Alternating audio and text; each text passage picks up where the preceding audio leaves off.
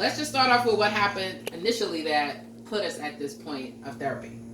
Well, the reason we really went to therapy is because we were going through more how you say it? Grieving. Yeah, we were grieving because I lost my brother and she lost her son.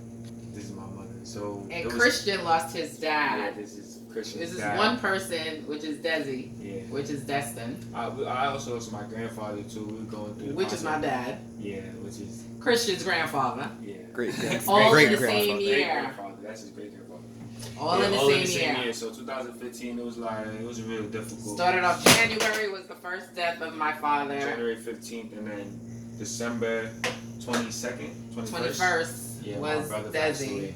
Yeah. In the same year. So it was a real rocky situation for us, and it was really hard for us to communicate with each other, not knowing how each other felt all the time, and we were just going through a lot from 2015, 2016, 17 until we ended up going into therapy, which really made our bond a lot stronger because we saw how we really felt about each other, and our therapist really helped us out a lot.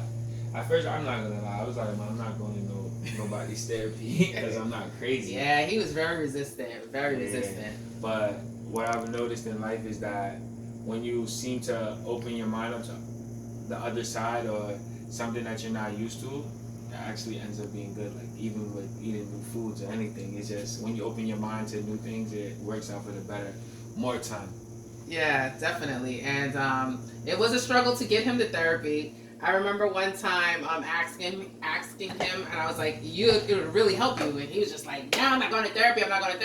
But then we saw this show on Vice with the therapist. Oh, he was called a therapist, and he was doing all the rappers. Oh, yeah, remember? Yeah. And then he did Grizzly. He was doing everybody. I think he did T Grizzly, Lil Durk. I think he did not Chief Keef. It was just showing us about how like regular people go to therapy. For me, it's not just crazy people. So I'm looking at everybody else, and now I'm actually watching because it's interesting. I'm watching these celebrities go to therapy, and then some celebrities we going through the most, and the way they overcome is through therapists. You know what I mean? And then that really did give me a little push to go to therapy. I guess you could say, even though I'm not watching no next man or what him do to go to do what I want to do. It was really my mom that made me go to therapy. That was the real reason I went, because of her, for our relationship to get better, which it did help me because I felt as if I wanted to communicate how I felt to her, but I couldn't have done that by myself because she not like to listen. It's not that I don't like to listen. It's just that don't understand. I just don't understand. Parents just don't understand. Yeah. So I mean, but the therapist understand. Yeah, the therapist understands. Go to therapist because therapists they understand. Yeah, it's real because when we were, grieving, we both were grieving, and we were in a state that we really didn't have any coping skills. So we just did not know what to do. We were just both mad, not really wanting to be mad at each other, but that's just how it came out because like he's grieving, I can't comfort him. I'm grieving, he can't comfort me because we didn't know like we're really going through this grieving process. Like we lost somebody, but we were just like, oh my God. We didn't know how this was gonna turn out. But the best thing was Dr. Daisy! She came in and saved the day and changed our lives tremendously. So basically how it started was I started going to her and she kept saying that the common denominator for my pain, even though I lost Desi, she's like, it's Marcus. So we need to get Marcus up in here. So I had to convince him to get up in there. Yeah, me, I had to do therapy.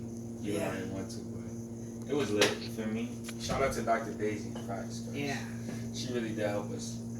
And then he went into therapy, and I think it was good for me to really find out what was really going on in his head and how it was with Desi. It really gave me a closure because, sometimes when you're grieving. Yeah, when you're grieving, you don't really know what's going on. You want to blame yourself, but because as a parent, you want to always protect your kid. And sometimes you feel like you always do what's best for the kid. Yeah, I thought I was doing everything right, and it just seemed like, oh my God, I can't believe that this happened to my son. But she didn't know what I was going through. I didn't know what she was going through. But we both knew we was going through something. And then the therapist, it really just brought us out in therapy, and it really showed us a lot about each other. And it really, for me, to get that therapy, it really did help us a lot. Because if I would not go to therapy, me and my mom would not have the relationship that we do today. And I love the relationship that we do have today, because I feel like my mom is like one of the only people I could count on. Like, feel me? But before, it was just my brother that was the realest to me. But my mom is a realist, you feel me? So me going to therapy, I realized that, and it really put my head on straight. It really made me see things for how it really is. So therapist, I recommend it for people out there. Feel me? Yeah, and I mean, it's really hard when you have to deal with the loss of a loved one. I mean, I think for us, like, if a parent dies, it's like the order of life. You're going to miss that person, you're going to grieve that person, but you know what? That's the order of life. You think, like, you know what? Your parent dies yeah. first. That's what it's supposed to be. But when the child dies, it's really like, damn, like, the parent got to go through it, the siblings got to go through it. It's just like, it's not the order of life. It's not the order of life, like you say. It's usually that the parents get old and then they pass away. But when, like, a young person passes away, it really messes up. Even for friends, not even family, because my brother's friends was going through it too. That's just how it is. When a young person passes away, it's really different, because you're really in shock, because you really just don't think that, the young people are gonna die. But the good, they die every day. Young people die every day. We see that. Yeah. We definitely see that. And I mean, it was just like... But this goes out to everybody that didn't lose nobody, and they see everybody grieving. You don't know how a person is grieving. So if you see somebody that have lost someone, like, you can't even, like, really, like, see what they're going through. You feel me? Because it's always different. You feel me? And people don't know how to deal with themselves sometimes, and it really be difficult for some people, especially when they don't got family too. Yeah, that's true. And then they got a lot of fake friends around them too. Like, it's just quiet. Yeah. For real. I mean, to get through the grieving process, you got to have some strong family and friends and a good support system. Yeah, because if you got those fake friends, those weak friends, it's just going to make you even. That's why you just really got to stick with the family. Cause the friends. You got some good friends out there. I had some good friends that helped me get through this. This is the 20th century. This is not the 90s, miss. Like, there's no more. You guys got to get some good friends. Hey, podcast, let me tell you something out here. For me, this is how I go about things. Friends and family. I have friends, everybody, we always going to have friends, you feel me? But the last 3 letters of friends is what? End? E-N-D, like it's going to come to an end. Oh, wow. I never thought of that. Family, what's family? What's the last 3 letters in family? I-L-E? I mean, I-O-Y, sorry! I-O-Y. What's I-O-Y? The acronym I love you. That's the acronym. Oh my God, where you people come up with this? I came up with that. I just peeped that. Just be. What? My family you need to make a t-shirt line. Yeah. I mean, but family never comes to an end, but friends will always come to an end. I always notice that. That's why I always keep my family first in this OTF. You feel me? That's why I only jack the family. Can't be around you fakers.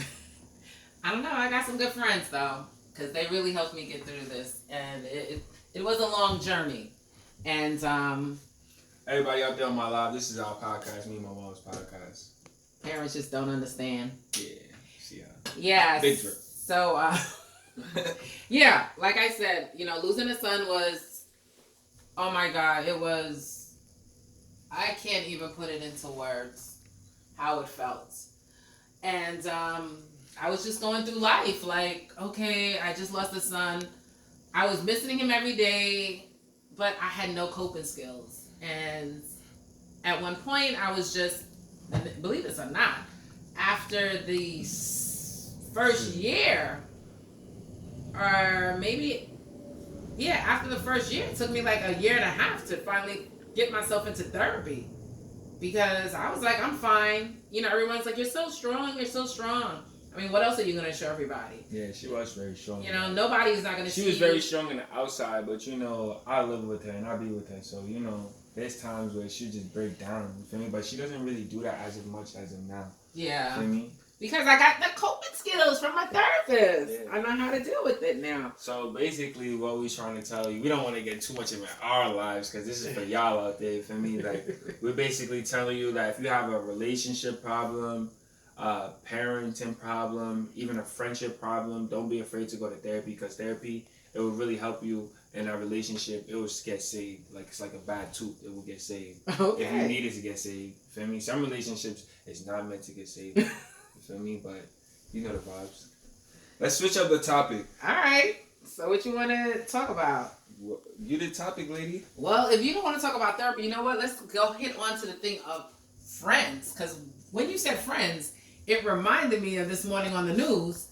And, you know, with the 2 mass shootings in Ohio. Oh, yeah. Ohio and El Paso, Texas. In El Paso, Texas. This kid in the back, you would have thought. Yeah, I 30, just. like, I saw on the news about when we were at home. My grandma, she was like, "Oh, turn on the news," and then News 12, you know, saw the El Paso and something Dayton, Ohio. Yeah, Ohio. Dayton, Ohio shootings. So. And they shot like 9 people at one and 20 in the other. It was just crazy. So one of the morning shows were saying that with the new millenniums, a lot of them don't have friends. So it's so funny that you should say that. So he said that the problem is when you ask them, do you have any friends? They're like, no. But what happens is they go into these chat rooms and meet these strangers and think they are, you know, being accepted into a family. And they'll be like, well, you know, go out there and shoot up some people like the video games. That's just like a game. That's why it's never in a game. That's what happens. People that sing gangs to me, I can never be in a game because no next man is going to tell me what I could do. Like I'm not running on no next man's time. Like I'm not running on nobody's time but my time. So that whole gang and stuff, I don't recommend it, kids. You will find yourself in situations that I'm not even talking about jail. You'll find yourself in situations you don't want to be in, doing things you don't want to do. It's like the Illuminati. For me, you gotta take sacrifices. It's like, you know what I'm saying, a gang is like you gotta make sacrifices for the gang. You feel me? And yeah, you're not ready for that. Simple. Yeah, I mean the only gang I'm gonna be with is my fam. That's a fact. Family. Hey. Family. Yes, any way you put it. But yeah, the friendship business is. It's cool. It's cool when you have great friends. Yeah, when you got loyal people. Like I feel as if certain friends, you know when a friend is not gonna be around. But you probably would be surprised about how. Like, you probably thought one of the friends that would not be around is one of the realest friends that you got. You just got to really see people out for who they are. You feel me? And you can't put nothing past anybody. That's what I noticed in life. Yeah, I mean, I've had some great friends. She do got some good friends. Cause my friends are great. Yeah. You know your mom got a good friend. We call your aunt. They all my aunts. Yeah, they look out. I'm not even going to lie. They have been great for me, a great support team, great with me and my family and my kids. You know, they're like family now.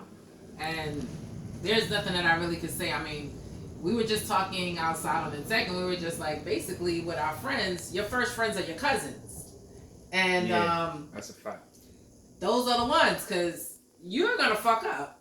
You know, you're going to mess up. But your family might get mad at you for a couple days, but you could go back. Yeah, that's what I be trying to tell people. Like, family is a different relationship. Like, no matter how, like, even if you got some cousin that you think, like, it's still your family at the end of the day. You're still going to love them. A friend, once a friendship is done, it's over with me. Once it's done, it's over. It's no coming back. It's not like, I'm going to see you at the next event, next barbecue. You're like, smoking, done. For me, it's quiet. Family is really different. That's why I cherish all my family members. Even if they get me tight, they try to get under my skin, I still cherish them. Because they're not like my friends, you feel me? Because they're going to be around. They're not leaving. They're going to be at my funeral. Feel me? They're not like my friends that's not going to be at my funeral. Like those that'll be there. Nah, my family's going to be there. So that's why I always tend to keep that relationship, and I keep a certain type of energy, you feel me, with my family, because I don't want to lose my family, and I cherish my family to a different type of extent because I know how it feels to just have family. You feel me? Like, so I love my brother because my brother was just like a real person to me. So I went out looking for all these real people to be friends and like, see how to fake them, and then it just always got me back to my family. That's why it's OTF. Well, let's talk about Desi. What impact did he make in your life? Man, that boy right there, man, my brother, he just really showed me a lot of guidelines on how to be and how to be a loyal person. I think that's why I am the way I am today. He had a loyalty tattoo on his arm. He did have that loyalty tattoo. He took loyalty to a different extent. You feel me? So that's how I was raised. That's why I can my heart is different from other people. So I got pure like loyalty and love. Some people be having hatred and sin and devil, and I'm the child of God. You feel me? Certain things people do, I can't do. Feel me? That's just it. So, with Desi, I know like when you guys were little, he like always had you. Yeah, I was outside. I was outside. He always took you up. Yeah, I was outside. Like, outside. Just walking behind him, right? Outside. I was outside walking behind him. He was jumping fences, running for the boys, all of that. We was bugging. How old were you? I was like 3. He was outside jumping gates on Linden, wilding up the place. And then I was. And Desi's 9 years older than you are. Yeah. And then the good thing about me was I didn't speak. So I didn't really talk. Feel me? So my mom would be like, "What happened? What you doing outside?" I'd be like, "I don't know what you're talking about." Yeah, he really didn't speak, so I used to think that he had autism. Nah. Bad man not have autism. We just know how to keep them off clothes. Feel me? You know how to keep taking them quiet. Hey, people used to be like, does he talk? I'm like, I don't think so. He's 2. He's not saying a word. 3, he's not saying a word. I'm like, there's probably something wrong with him. And then all of a sudden one day he was just like, Mom, pass me the bottle. I was like, this Negro can speak? What? That was crazy. Yeah. But yeah, Desi was He was a realist. he was a real kid. I mean, he was not easy, but he was an athlete. You know, he played football, he played basketball, he went to college on basketball, on football. And it's a real soldier. And Yeah. you know, he was he's paralyzed. always missed. He got paralyzed. Yeah. When he was 18, he got shot in the neck. Yeah, And he at got a a beautiful kid right here. That's barbecue. He's doing all his producing. I think you say don't put me in the camera. Oh no, I was waving. I was like, don't do that. I was waving. But yeah, my brother, he raised this beautiful kid right here, even in a wheelchair when he was paralyzed. You feel me? He was lit. Like he was just a different type of person to me. You feel me? He was paralyzed for what, 6, 7 years? 10 years in a wheelchair. You feel me? His son got to meet him. Everything when he got shot, his baby mother was actually pregnant at the time. So you feel me?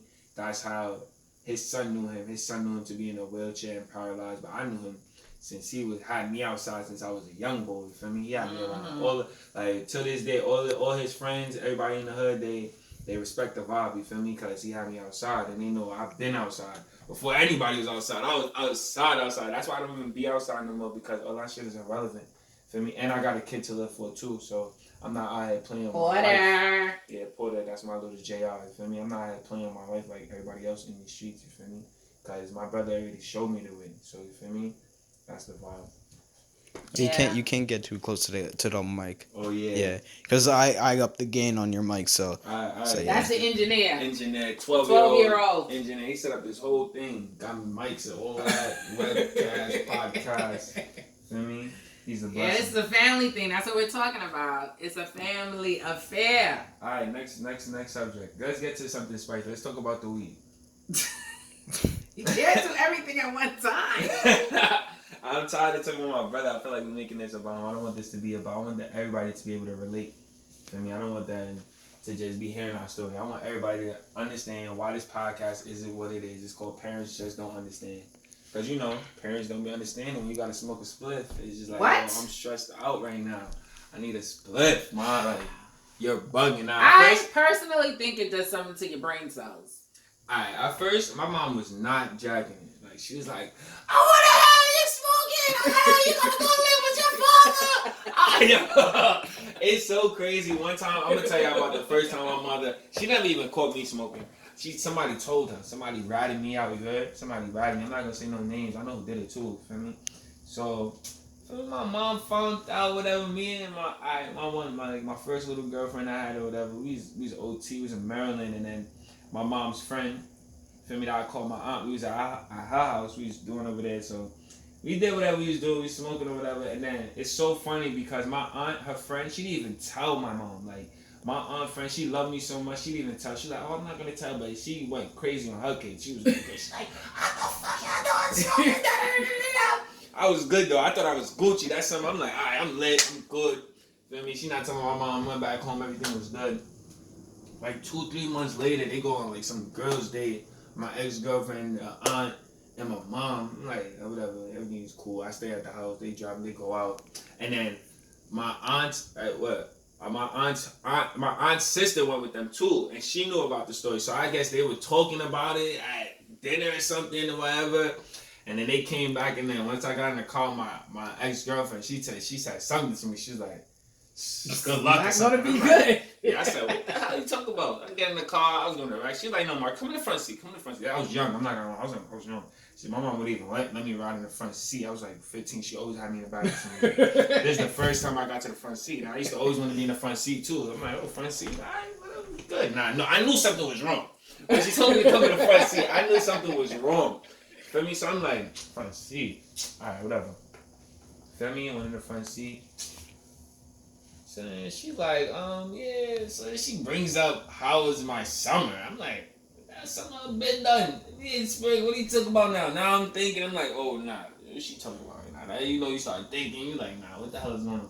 Then she's like, yeah, this is going to be a long ride. Da, da, da. I'm like, what? She's like, what the hell you doing smoking? Da, da, da. I'm like, well, I just had to sit there with a straight face. I just had I the straight couldn't face understand that. She was at going, all. No, she was going Bunker. She was going dumb. She was like, when we get home, you taking your clothes out. I'm calling your father. You living with your father. You can't live with me. You think you're gonna be smoking? Da da da da da. I'm like, yo, are you serious right now? This didn't even happen today. Like, this happened 3 months ago. Like, she's bugging. But You're not supposed to be smoking. Yeah, she was bugging out. She was bugging out. But then I remember the one time that she went from like not jacking me on the weed smoking, and she was just like, all right, I see you going through a lot. It was after my grandfather died, and then I was just like, no, I just need to smoke because I can't believe this. Like, my grandfather was just here yesterday, and he's not here anymore. Yes, I smoked my blood. I smoked today. Yes, I needed to. Da da da. But for me, I got older. I'm 22 now. You feel me? So we just went on a vacation in January for my 50th birthday. Big blunts, Jamaica. And you know how it goes down in Jamaica. That's sort of vibe in Instagram. I'm leaving this live up. Y'all So, let me tell you something. We went to Jamaica, and I'm not even lying. Everybody was lit, and I never smoked before. I'm smoking big, though. So, we got to the point of an understanding. Yeah, because I was smoking big, though. Yeah, man, nah. Everybody around, I'm like, yeah, they know the vibe. Everything is good. Don't worry. I'm over here talking about as soon as I got to the telly, the doorman, I'm like, yo, go down, go grab that big man, $20. Man, come back, I'll 7 pound of weed. Yeah, right. Anyway, I was like, at that point, I was like, I cannot believe that I'm actually somewhere smoking with this kid.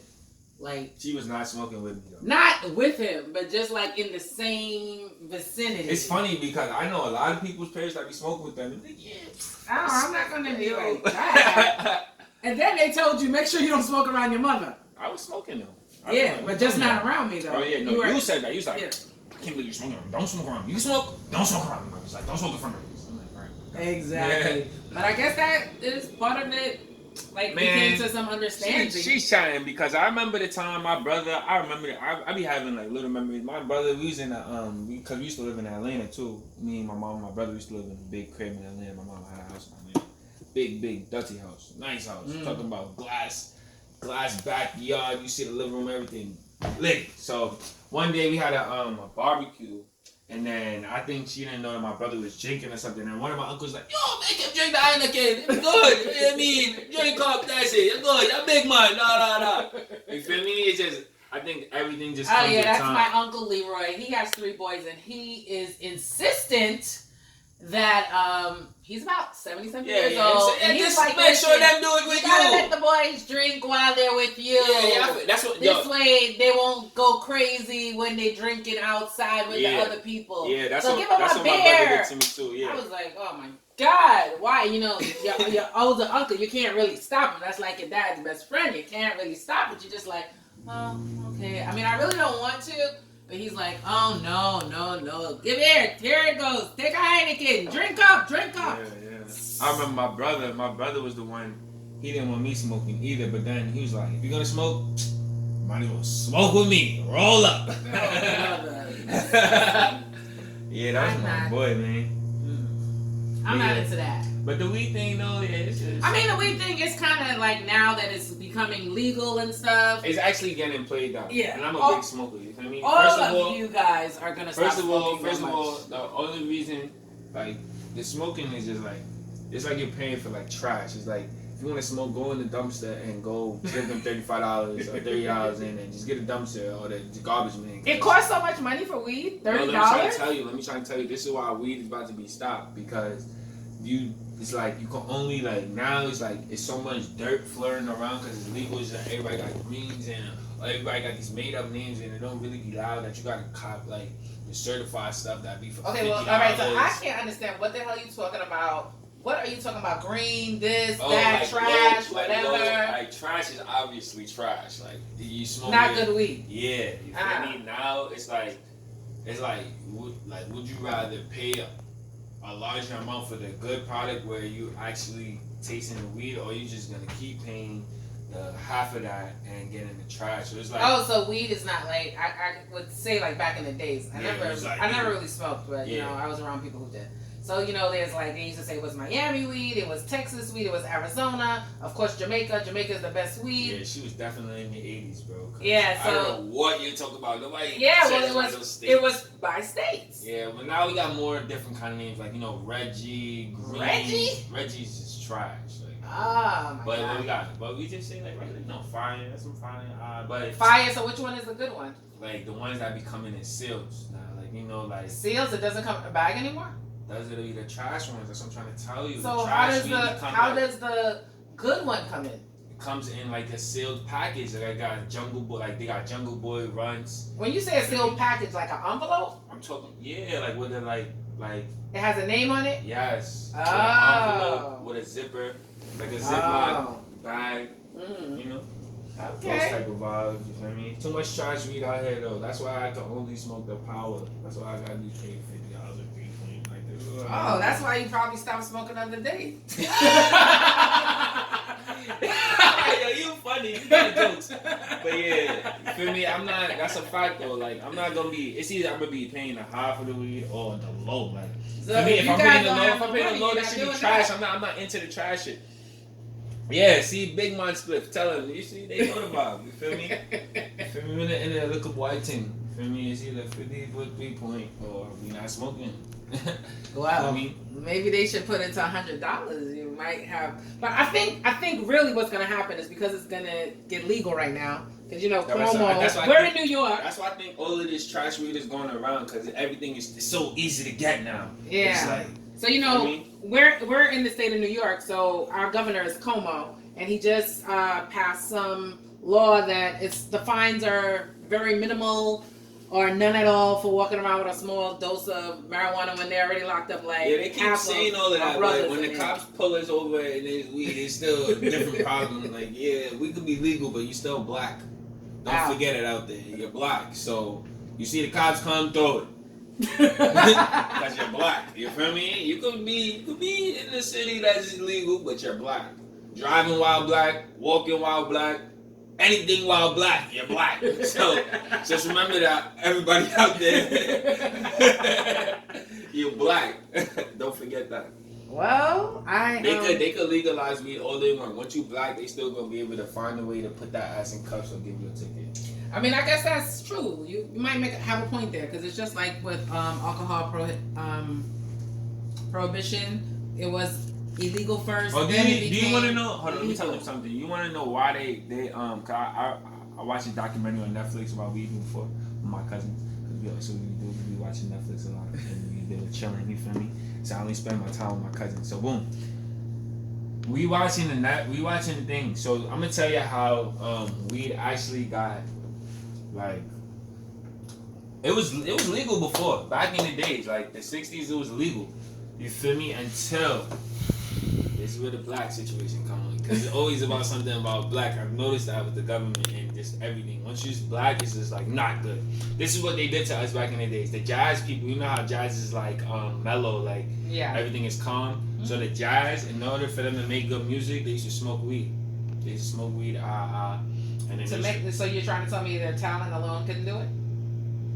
I'm not saying that. I don't know about none of that. I'm just telling you what the documentary. I'm just asking. I'm telling you what the documentary informed me. Okay, go ahead. That they were doing the jazz, right? And they were mellowing down, it was good, and then that's how the music became good. But then they were smoking the weed and everything, and the white girls, this is what happened, the white girls started smoking the weed, right? Then the Becky and them started smoking the weed. Then Becky and Josh? Look, no, we're not even talking about Josh, because Josh is a white boy, so he's the one that got mad. The Becky started liking the black males, and then they started saying that it was the weed that was making the white girls like the jazz musicians, the black people. So then they said that the weed, the white girls was making like, they was like, they're not supposed to be doing that. They're not supposed to be interacting with black people. So they thought, they didn't think, they knew what was going on. That they knew that the white girls like the black man, but when they got the weed, they just more willing, more open to do stuff. So now they didn't want that. You feel me? They was like, it's a dub. If you smoke weed, you're gonna go crazy. That's what they started putting in the papers. They was like anything that happened, they would just be like, oh, this person was smoking weed. He went into a house and killed 15 people. It makes you go crazy. Okay. So they started giving out all these information. So and the media and they fake news again. Yeah, very fake news. Like the man Trump would say, fake news. That's what they was doing. Fake news for real. Who was that president? President Nixon. It was President Nixon when he was in office. That's when all of this started happening. And what's that other president? Reagan. Oh God, yeah, he's horrible. He just came out with an article President yesterday. Reagan, he's the reason why we don't do drugs. Yeah, that was his campaign. Him and Nancy Reagan. Yeah, they messed it up because drugs. Actually, there was scientists, not scientists. There was doctors telling them that all the research that they was doing was to help the people. While they was giving out bad information to the public and false information, and then they was like, oh no, do your research again. We're gonna do more research. That research is not real. They had the war against drugs. Yeah, so it was like the black people had a one up and they didn't like that, so they just dubbed it. But you know, we the black community, we've been doing good the past year. You see what happens when we do good, black people, we get stuff that we want. Now look, it's legalized. That's because of the black community. Like what Trump would say, the black African community, look, we come together, ASAP Rocky free. You feel me? Shout out to, not even shout out to Trump, because he's I hate him. He just be like, oh yeah, the African community, they hit me up today to get ASAP free. Like, boy, stop talking like that. And then he blames it on his quote unquote friendship with Kanye West. Yes. Yeah, he would hit this guy back in, producer in the back. Well, you know the producer in the back, when Trump was running, he had a lot of things to say about that. And when he went in 2016, how old were you when Trump got elected? How long was that? 3 years ago? Yeah. So that means I was like 9. Yo, he had a full political conversation with you every day about why Trump was not going to win. And then he won. He was like, what the hell? I could have told y'all Trump was going to win. Before he went into office, he worth $6 billion. Hillary was worth, what, $130 something? 100?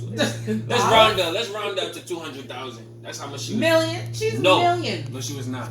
Yes, No, she she was is. not. Maybe now she is. Or maybe I was looking at Obama. Yeah, because Hillary, all right, but look, listen to this. You talking about Hillary? You're right. She probably was, let's say, 2 million, whatever. Not no 2 million. Let's Maybe say 200 million. Let's say 20 million. All right, let's say we don't know the facts on that. All right, let's say 200 million. We even give her 200 million. And we're not sure what Trump really was That's making dry. Because he never even showed us his That's tax dry. return. I looked it up. He was worth Fake news. 6.6. Google is not fake. 6.6 billion. $6.6 billion before he went into presidency. After presidency, they just cut it in half. They said 3.3 billion. But anybody that's worth $1 billion, like, come on, you know he's gonna get into office. Look at him going on. He's acting like a. You know what Trump is? What? I'm sorry to say this podcast. This is some real shit. You know what Trump is? Trump is just a nigga with money. That's what he is. He's just a nigga with money. Well, niggas are uncivilized people. Yeah, he's wild. He be going to the strip club. It never really meant black. He's really like a black president. Like he's like a, he is not like a black president. Nah, he's like a hood black president. If you think no, about it, he's just hood. All his He friends, ain't got nothing to do with black. is getting indicted. The feds is on him. Like he's like a That's rapper. true. He's like kind of like a rapper to me. Like you feel me? Yeah. Like all his friends are getting They indicted. investigating him. He got big. He be acting like he don't care. He just talking about his wife. He got a foreign wife that he going to war with foreign people. It's just mad weird. Like he be bugging.